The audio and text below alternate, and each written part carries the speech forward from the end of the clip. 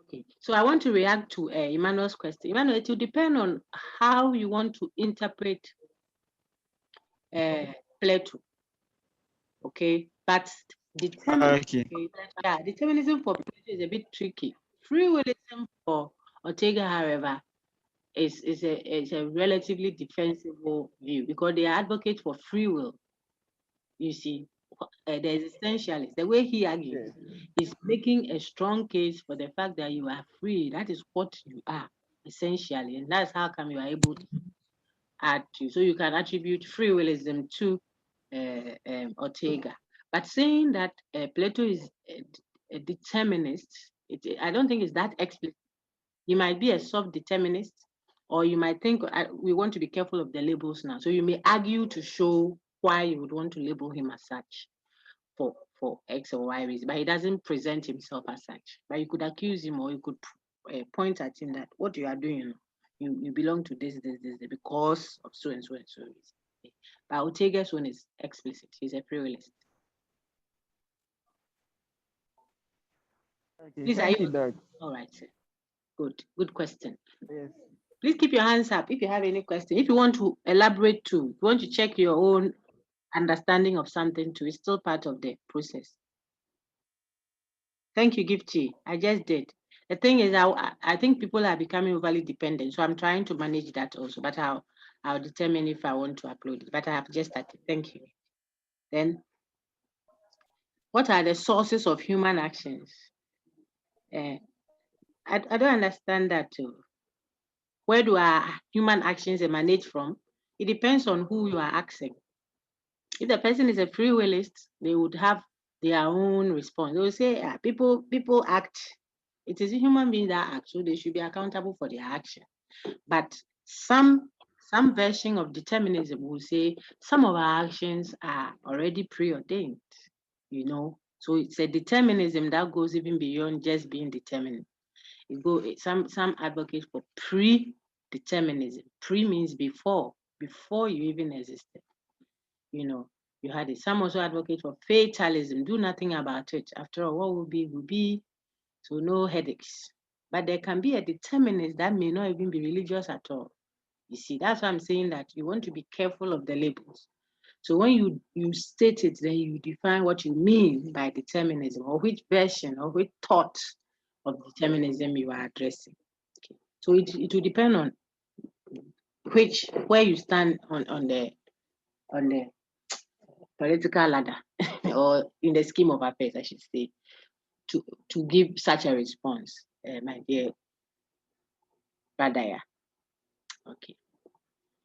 Please ask your questions, my dear friends. Keep your hands up, then I'll address you properly and you can answer. Prince, go ahead. Prince Aqua.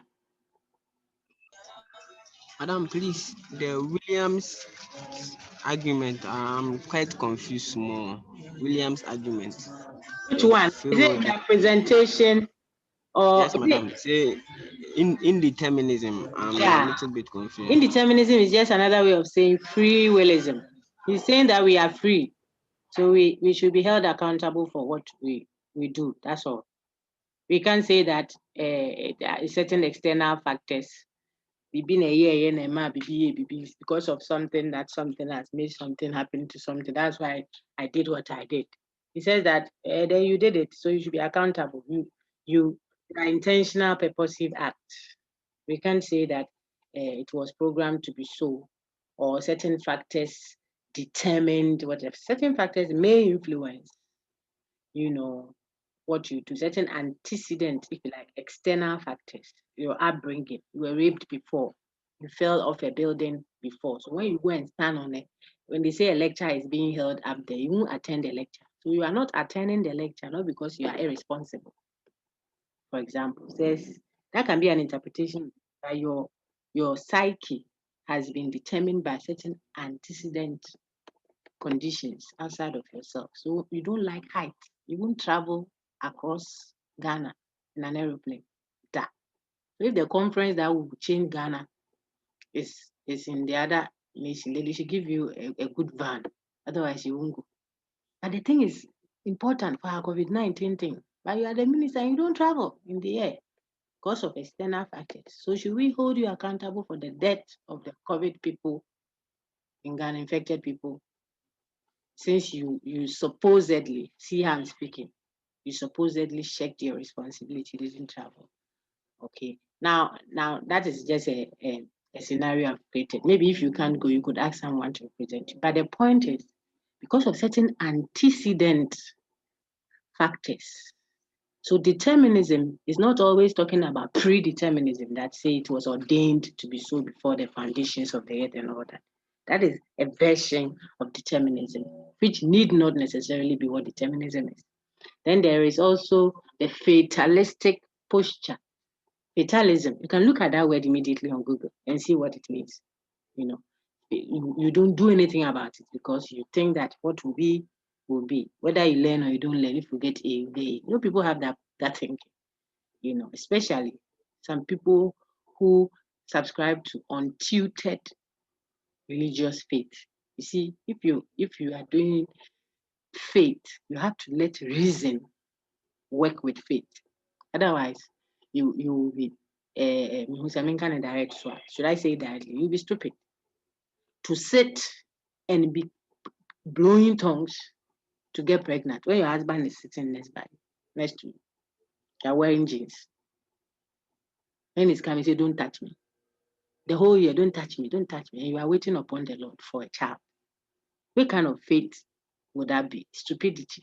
Because we don't get children by punching it. Like I've said over and over again during our lecture, you have to do what you have to do legitimately. But that is how it is done. Fishes swim and birds fly. You can't say you have faith. You have not been led. You have not been directed by them. You get out of the airplane and you fly because he says he will keep his angels charge over it. That's stupidity. That's not faith. All right. So just to answer your question directly, my dear Prince, I think I have answered it already. Yes, I'll start talking plenty. If it's not answered, come again. Madam, Yeah. Doc, Right. so please can we link this to the indeterminism to the extra natural part of human? That's But that is what we said though, during our last lecture. Yes, when we're discussing Ortega, if you remember. That is why I said, so we critique Ortega. We critique Ortega and we tell him that from the way he himself has argued, it suggests to us that having free will now becomes what? That which defines our nature. So we are rather telling him that he has even given us a definite essence of our being as human beings. He set out to show us that man has no fixed, unchanging essence prior to his existence. We say that by the time he finished arguing, he has rather shown us something that is fixed, unchanging, not chosen. We didn't choose it. You see, that human beings have or are prior to their existence, which is what? Being free will, if you like. Now we can critique that, but this is a critique we raised against Ortega. And I'm saying that that aspect of us, which he says makes us distinct from things, is what? The capacity of choice, ability to choose, free will. So if you say indeterminism, and I tell you that indeterminism is a doctrine, it's a thesis, it's a belief, it's a philosophical position that says that what? We are free. Then you can see a certain compatibility there. You can label Ortega as a free willist of a kind. Just that, be careful of labels. If you say he's a free willist, it's a free willist for what reason? Then you show he advocates for, he thinks that human beings choose and our choices lead to what? Our definition of what? Ourselves. We create essences for ourselves, which is not static. By what? By the choices we make. Choices that we make compulsorily. We are compulsorily free. He says that, page 2 of his reference, subsection 2. He says that there we are compulsorily free. Compulsorily free means you are free by force. Why don't you choose so? You are free. You didn't choose it. You are free. So you didn't choose to be free means you were made to be free, or you are forcefully, compulsorily free. And so that has become the part of you. That then it means he is a free willist of the kind. Okay, friends. That's why I told you later on that I'll introduce the free willism determinism discussion. Just a little bit of it to help you simmer that discussion. Is it okay, Prince? Thank you, Doc. Welcome, sir. If I'll take you just a minute, let's take Lord. Lord, go ahead. I've seen Ibrahim Ismaila's chat, but let me take Lord J quickly, then we'll come to Gifty and then we'll go to the chat. If you have questions, keep your hands up, please. You won't get tired. This one there is just a click away. Keep it up. Go ahead, sir, Lord.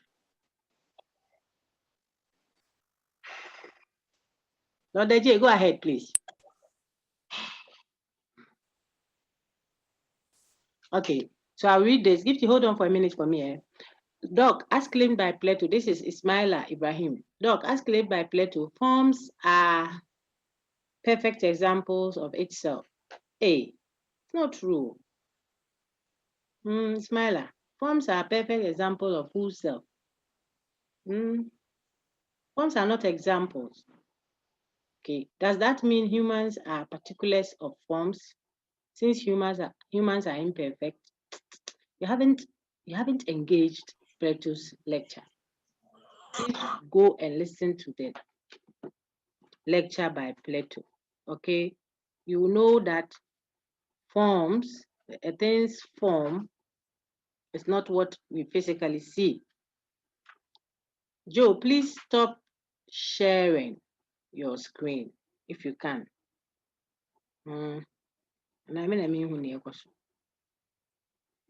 Okay, Ibrahim Ismaila, your question is a little confused, please. If you just engage the lecture, it will help you for clarity.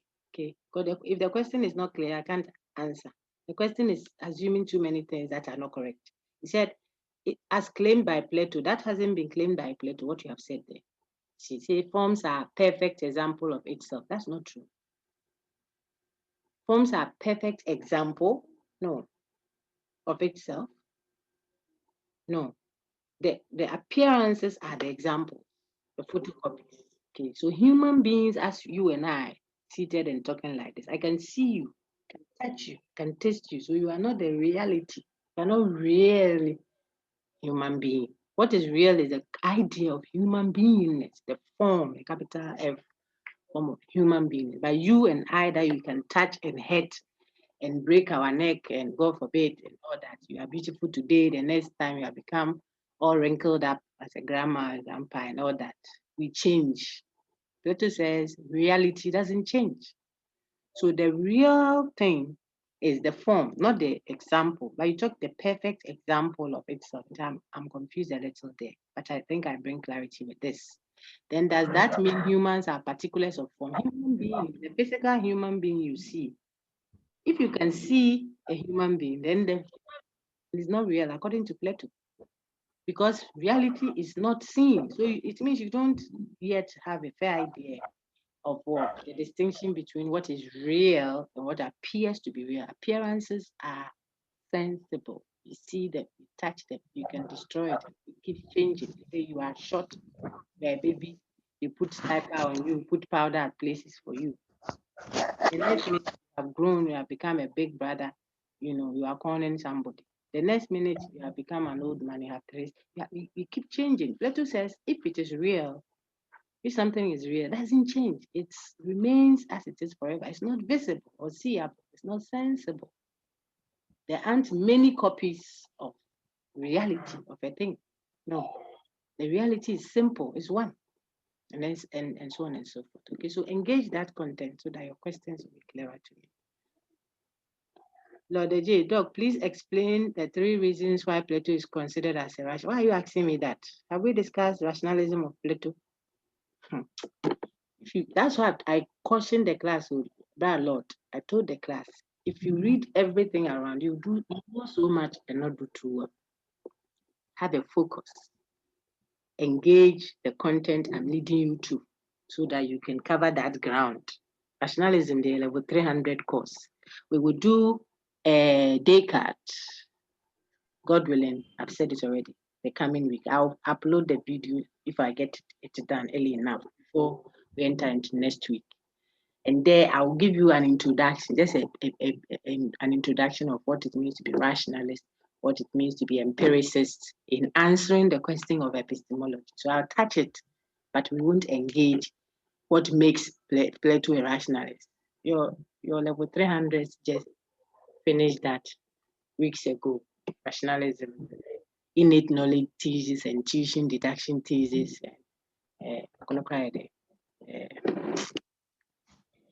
innate concept thesis. Are you going to learn that now? Gifty, please go ahead. Thank you, my dear. Go ahead. Okay, thank you, Doc. Please, I'm in a public car, so but my background will be kind of noisy. Pardon me for that. Yeah. Okay.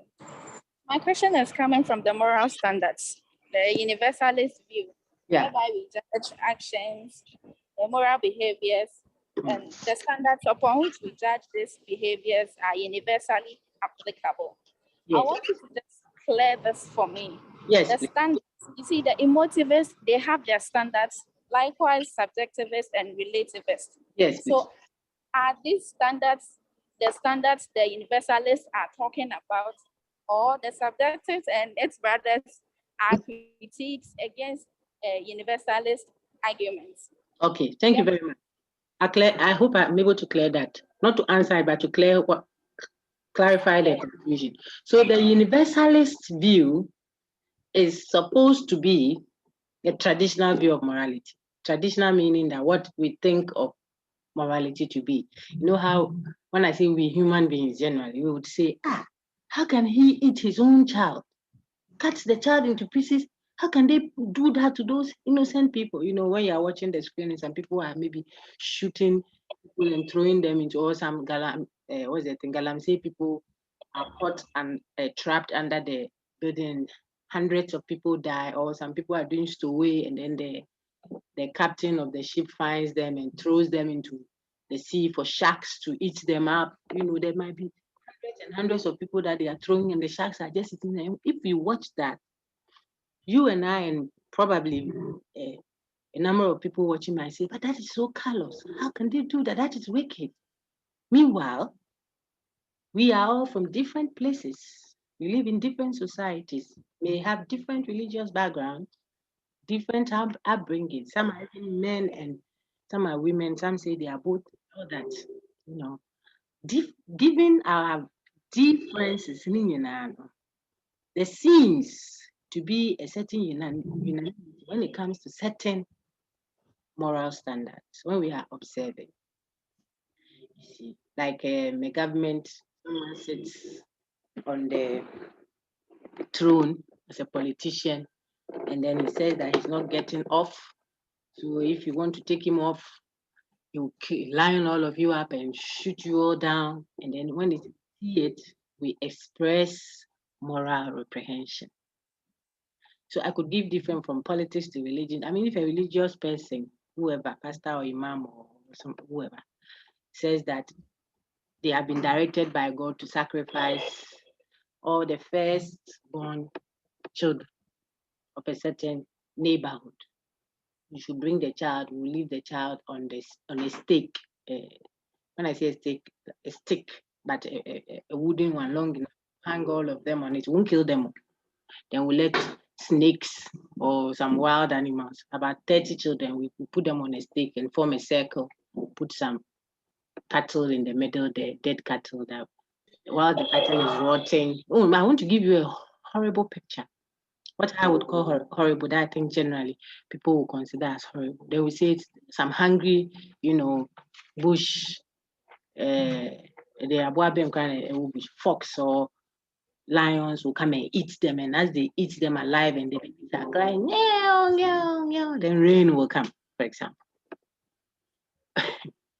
You and I and every other person listening may not be part of that culture, but the assumption traditionally, I'm talking about the traditional morality, is that there are certain things when we do, regardless of our contexts or our background, culturally or religiously, what have you, we can morally praise it or morally reprehension. Rebecca and Patrick, mute your mic. Rebecca, mute it. Oh, my no. Who they mute the man? Mute your microphone so that you don't expose your AUI. Mute it. Keep your mic muted. It is not muted though. It's muted now. So I'm just saying that the same way someone may be far away, but we will look at how maybe the person is giving to the poor and helping society, and the person has left their city, comfortable life, and have gone into a far away place, being Chiwiabi, and is living with people with leprosy because he or she is a medical doctor or something. By himself, goes to town, gets drugs, comes back to that place and takes care of them because the people have been thrown out as witches or their ailment doesn't have a cure and all that. So when you see that or you hear that, you say, hey, no, then God bless this person. It's good. You don't share the person's faith. He might be a Buddhist or something. You don't share his faith. You don't share his language. You don't belong to the same nation. But you can accept that this is the right act and this other one is the wrong act. That is the traditional view. Traditionally, that's how we think morality is. We feel that there are now I'm stating the view, there are transcultural. Trans means it goes beyond the culture. Transcultural values, principles, standards that inform our actions. This view is what has been labeled, the label is as a universalist view to morality. We can also call it objectivist. It has nothing to do with you, the subject, and your orientation. Then some also call it the absolutist view of morality. Now that traditional view, which is sustained, when we go to international court, how can we have an international court since our cultures are not the same?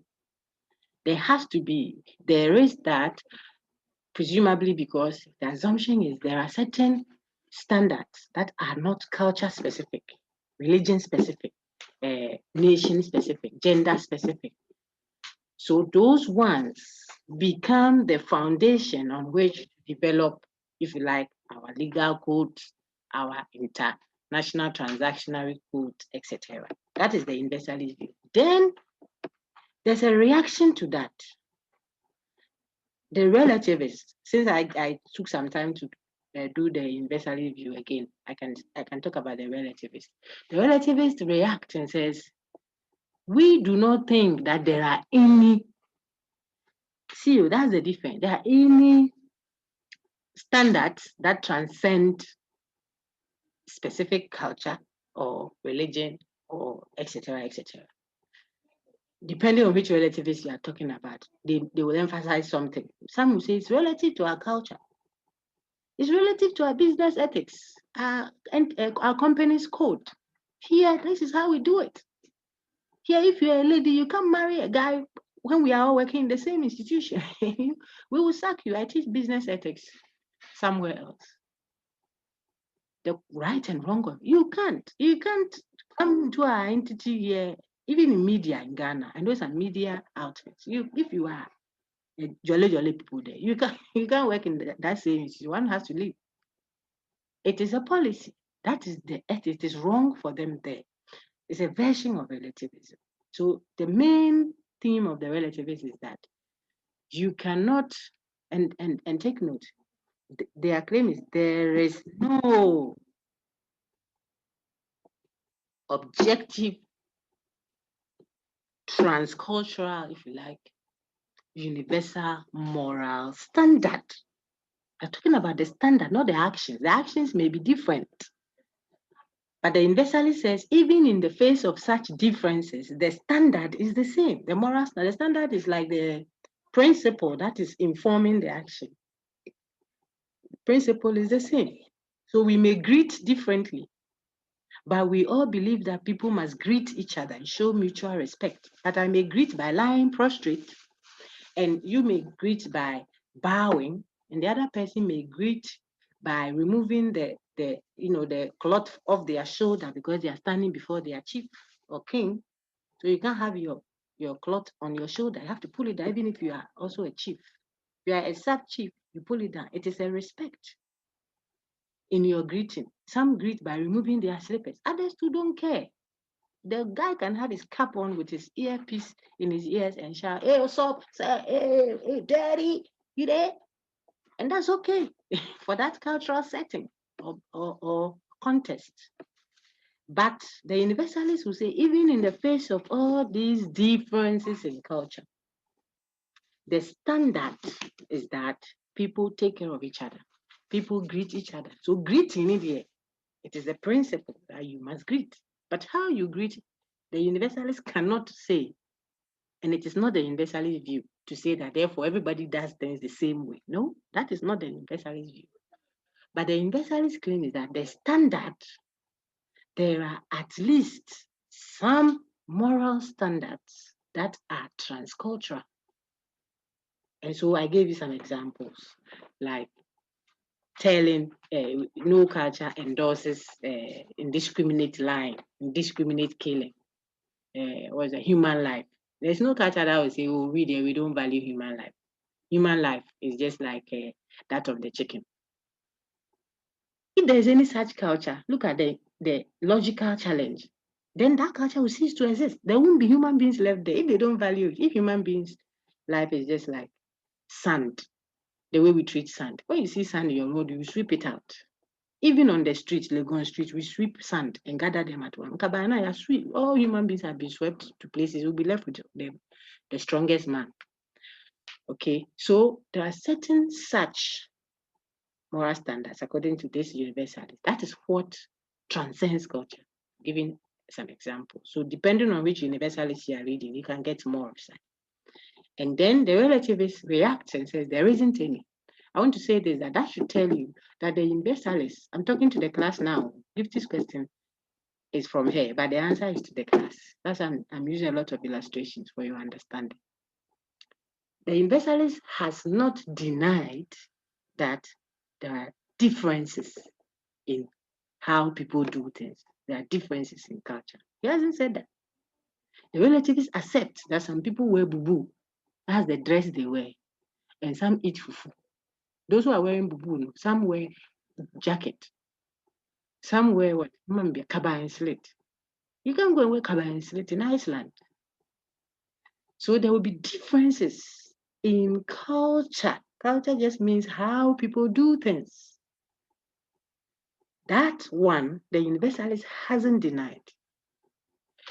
Okay, but what the universalist argues for is that there are certain values, especially human values, that transcend. This one is Jechi's view, so that you can easily refer to him in Beyond Cultures, that transcend specific context. So it might be a religious belief that you and I, who share a common religion or a common whatever faith, we do that. Maybe we kill animals to pacify gods or something. That's fine. Maybe we kill human beings. Someone might say, "Hey, but how can you do that?" Then you say, please, this is the way we will do things here. Oh, really? So it should be left to you to decide that when the thing you are doing has implications on human life and mine and yours as well, then it means now this issue transcends the specific context. And that is where the relativists, which I have tried to explain, not the cultural relativists. Cultural relativists are just describing. They won't have issue with anybody. No one will raise a critique against cultural relativists. But I'm talking about the ethical relativists would say that when it comes to what is right and wrong too, in terms of what? Morality, not dressing. If you want to wear Acapulco Bay dress and I want to wear kabayas, no, if I want to wear kabayas and you want to wear suit, what has it got to do with ethics? The rightness or wrongness of an action. Unless it is our business ethics. That when you are entering into my banking hall, when you are coming to cash money, they say, don't wear, I don't even say, specs. Don't wear specs, shades. You can't wear shades and cover, and I don't know, That hood, hood. You can do hood. And that's it. It can become no. You know, you. It's my banking hall. You want money, or you want to come and put your money, or you want to come and invest here. That is the rule here. You can't wear hood or goggles. When you come, switch off your phone. I come to write exam. You can't come with your phone and say, what kind of thing? This is against my right. Then go and live in the jungle. Don't come and write exam. Lion will not have anything in them. So that one, the rightness or wrongness of such issues, it's not in contention. That I want to eat fufu and you say you eat fried rice and chicken. That's a difference. It has no implications on morality. But when I tell you that in our banking hall, for you to cash money, remove all your dresses and enter naked, male or female, pregnant or not, pastor or imam. When you are coming at the entrance, everybody, where you are, because I have come to put my money there. That is no longer a business ethics matter. It transcends your context. Can't say we are religion. The first pregnant woman that enters the church on Sunday morning, when she enters, we have to sacrifice her so that the Holy Spirit will descend mightily.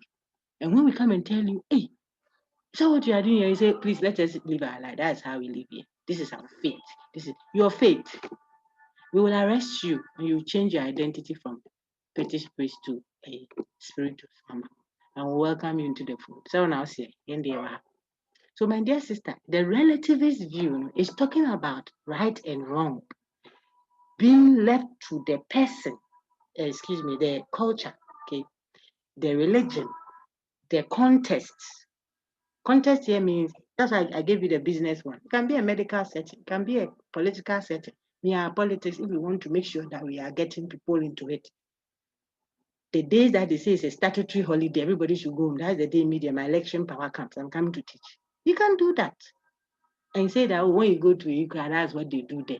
Oh, you say this one, if it has moral implications, it will attract criticism, reprehension. Reprehension means what? We all frown at it. If it is good, we all praise it. We don't care whether I'm Christian or Muslim. If the act is good, so it means, remember the introducing ethics lecture. It means the case being made by the universalists is that there are principles, not the action, but there are principles that transcend religion. What's the other one? Culture, etc. It may not be every principle, but there are some. So you pick the specific universalist author or the one speaking universalism and look at the case he or she is making.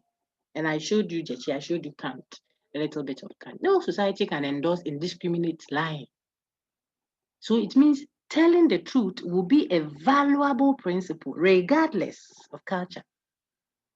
Faith. You can't say that any society, oh dog, but there can be a society that they say it's okay to lie. So you have to allow them. No, that society won't even exist. Logically speaking, it will cease to exist. This is Jechi, so that I don't plagiarize. I'm quoting Kwame Jechi. There cannot be a functioning, existing and functioning human society that endorses, say, indiscriminate killing.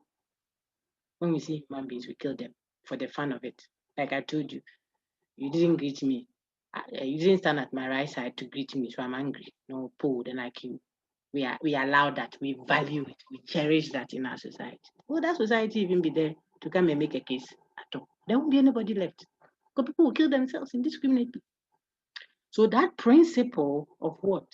Thou shalt not kill, or it is wrong to kill. Look at the qualification. Indiscriminately. If you say kill in self-defense, another thing. It can be contested, but at least some may agree to an extent. But killing indiscriminately, ain't no all killing be killing kind of thing. Human beings, no. There can't be, logically speaking, because if any society did that, whether in Iceland or Afghanistan or Zaire or, what's the middle of the alphabet, A or B or C or D of the continent, that society will cease to exist. That's the universalist claim. Then the relativist comes with an argument and says, no. As for right and wrong, just like cultural differences, ethical relativism, everything is relative to the context. It is not true, says the universalist. Then the other people, those other people are the subjectivists. They will say, not even the cultural group, not even the religious group, but me, myself, and I determine. The subject, I determine what is right or wrong. So if I look at you and I think, me, I love you, you are not pulling, I'll rape you. When they ask me, hey, now what you did, is it right? Or I say, oh, me in my eyes is right. If you're subjective, you are saying that you determine the principle of right and wrong. So for you, for instance, raping is okay. The question is, so when you are saying raping is okay because you are the one who raped, if you were raped, would you like it? Someone will say, yes, I like it, me too, I like it. just to make the case a foolish case, you see. But the question, if it was made a rule that everybody should rape, now I'm speaking Kant, if it were universalized, would there be any human being left? You think Nanka, the girl will get to your junction? The girl, she was coming from some place. You think there weren't men with body like you there? They would have finished her before she gets to your junction. She won't get to rape. So it can't be a general. And fathers would have had cutlasses when their daughters are going to buy orange in the next shop. They will be following their children with bazooka. They are fine girls. They will be killing everywhere because they know that rape is allowed in the society. They are not your daughter is going to buy kenke for you in the next house. You will follow the daughter with bazooka. Boyfriends would have had what? Helmets. When their ladies are going for lectures. Because the lecture for all the ladies there whose guys are off campus. By the time you enter the lecture, they are all over the place with their guns and they are ready to strike because potentiality will attract actuality. Okay, so that's a subjective, it's very worrisome view. Quickly critique it and throw it out. It can't be sustained. It's not practical. It defeats its own self. It shoots itself in the photograph. Okay, then the emotive is there. He says if moral claims are just your feelings, you are not seeing anything cognitively meaning. We throw them out immediately and tell them when they say it is wrong to enter into my car, I mean, someone breaks into your car, you see, and you come there, you're taking everything, you can say, oh, but you should have at least not. You should have at least asked me before taking my thing. You should have at least asked.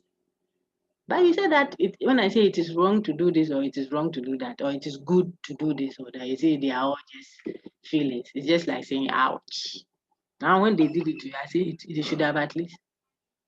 So that is the problem. The problems that we can raise with all the others is what we have. Universalism has its challenge, which I think I gave you inklings on.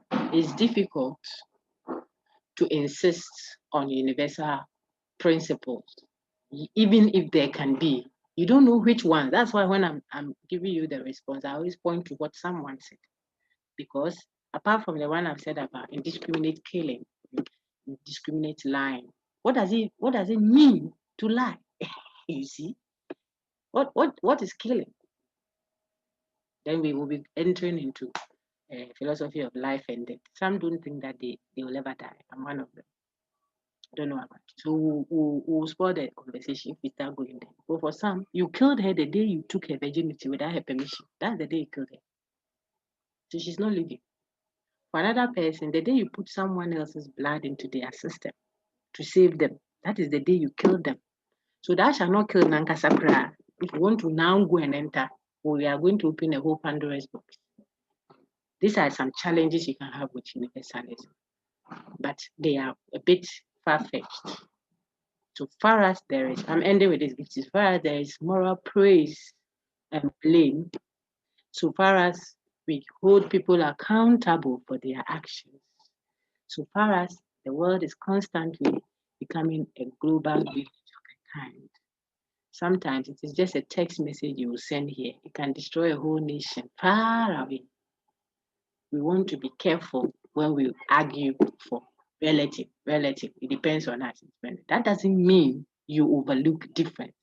When I lecture and you listen to me, you know I often intersperse my lectures jokingly though with local languages that I can speak and translate anyway into English. But you see, I'll be speaking and I'm then I'll say something, you know, because This keka mother I said, it just means then people will be laughing. If you don't speak that language, you can't hear me. So there are differences. People are not the same. There are other people here, Chomiadogo, that one I know, but I'm learning it, but then now go day. I'm learning. But if I don't speak it and I come and see then you are speaking, what you are saying will not get to me. So we are different in terms of what the languages we speak, the clothing we wear, our faith, and these have substantial influence and substantial influence on what we do and what we don't do. There are things you won't do, not because someone will catch you, but because of your faith. Your faith will guide you in that regard, positively or negative. You see. So it has implications, and that is the strength of the relativist argument, cautioning us to be conscious of the possibility of what? Imposition, ethnocentrism. Someone may package their view, and impose it on us in the name of the universal view. So we are cautious. Africans have to be very cautious. People who wear coat latte with tie under hot sun. I mean, sometimes it's cute and all, but at other times, look at where God placed us. Even look at the skin color. God knows where He placed some people. They need coat and tie. And He put you at some places. You need African cotton wear. That's why cotton grows here. People should just think. So I'm just saying that we can admit of diversity without necessarily imposing the diversity of cultures, you see, onto what? The diversity of ethics, morality. Why? Because ultimately, it's about human beings, and human beings, whether green color or black or yellow or red, Caucasian, Iceland or what have you. We have blood. We die when you shoot a gun through our heart. We all have emotions. There are certain physiological, aspect of us that is unique, and it inspires certain rights, principles, and values. Thank you so much, Gifty. I hope that helps. I don't see any other hand. So should we end? Doc, please, what are the necessary conditions for an action to be regarded as a free choice rather than a determined one? I don't know of any necessary conditions. So some don't even think you are free, so we can go and look for what is necessary. Why if you would do chats, my dear friends, if it's all chats like this, then you would put it in the chat room. Okay, when I come, then I read it. I won't come and open a live session like this and be reading chats throughout. I will not do it. Okay, so you post them in the chat room because it takes a lot of energy to do such live sessions. That is a chat. I could even be sleeping after my evening, waiting upon the Lord with my husband like that. Then I'll be reading chat. I can do that. But not sad way. I've done 2 hours already. You people have come to chat, put in chat, and I'm looking for the chat because I can't see it. Okay? And people, if it's chat, put it in the chat room and prompt me that you have put something there. I'll go and read it. Send it to me on WhatsApp. Okay, I'll look at it. Unless it just happened that when we started, AUI is noisy, like Gift was saying, so don't want it to be loud. 1 or 2 exceptions, but now it is becoming normal. Everybody is posting a chat. Share. Want to hear my voice? Me that I didn't hear. Me, so I'll type my answers. My dear friend. Madam, we like your voice. Your voice is nice. But I want to hear yours too. Hey. I'm going to have a casa. And my dear friend who asked the necessary conditions, I don't think there are any necessary conditions for an action to be regarded as a free choice that I can defend. So perhaps those who advocate for freewillism should be better placed to show what makes an action a free choice. Because you see, you could say that, she was just stretching her arms behind like this here at the lecture hall. Then her pen pricked the eye of the one sitting behind her, and then God forbid, she lost her eye. I mean, the pen hit her that bad before they rushed her to the hospital. Blah blah blah. The eyes are out.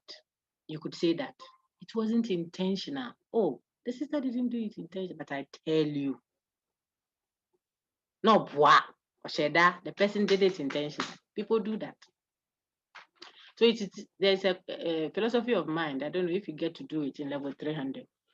There is a certain philosophical debate determining intentionality. That they did it intentionally. You know, it's a big issue at the law court. When do we say that killing, someone has been killed, it was a manslaughter? And when do we say it's a murder? Murdered him. And then when it was a manslaughter. Manslaughter is softer. The punishment is softer if it is established empirically. The establishment it is by empirical means, which could still be flawed anyway. But if it is established that you didn't intend to kill the person, it is seen as what? Manslaughter. But where there is intentionality, calculated, like David sent Uriah. I think I said this in one of our sessions. David, after he has taken someone's wife, impregnated her, tried to let the man go and, top up so that it will mix up. Then they will not know that he's the one. And the man didn't do anything. He's doing everything this man to know is not pushing. So he gave him his own death sentence. Gave it to him to go and give to the boss on the field. If you don't know what I'm talking about, you can Google Uriah, Uriah, in the Bible, or David, King David's son. And then you read it as if you were reading any reference at all. Be at peace. You don't have to be Christian to read the reference, but it makes a good reference. That's why I'm using that. Okay. So he then tells them, he takes the thing to Joab, the commander-in-chief, and Joab reads the thing. He's shocked. You have given the guy's death sentence. You put him where the battle is the toughest. Let him die. He shouldn't come back. But he was a great warrior for the commander. Yet, boss says so he has to obey, and the man died. I'm telling you that this is murder. This is not manslaughter. It's not something that happened unintended. This is calculated from taking his wife, trying to put him in a position that he will own a pregnancy that he didn't cause. He might have topped up if he tried, but he didn't cause the pregnancy. I'm talking about the guy that was killed. Then afterwards, you saw that it didn't work. So you send him. Meanwhile, you have pulled the man from the battlefield. He's a warrior. He shouldn't be at home. You, the king, he shouldn't be at home. Coming home, taking him off the field, is a great sin. Then, according to what the Bible says. Okay. So the point is, this is calculated, intentional. You see somebody's husband. This is somebody's husband. It's not yours. This is somebody's wife. You say, oh, he says that he likes me. He says that, why does he make her happy? Is he yours? Is he yours? You know. Don't try to rationalize it. You know he's not your husband. He's not your wife. You can't share. Let the woman say, me coming to me, I can't manage it. Come and help me. If I'm carrying something I can't carry, let me call you to come and help me carry. Don't come and help me make my husband happy or make my wife happy. It is wrong. So, sister or brother, I think, excuse me, Smiler. What are the necessary conditions for an action to be regarded as a free choice? You freely choose. I'm not a free willist wholly. Neither am I a determinist. I'm a Marxian. I have my own view to life. But I could say that some of the things that may augur for the defense of free willism will be intentionality. Intentionality, purposefulness. There should be purpose. There should be intention. We should be able to establish, to whatever extent, I don't know whether spiritually or empirically or mathematically, but we should be able to establish that the person intended to do that. And how do you establish intention?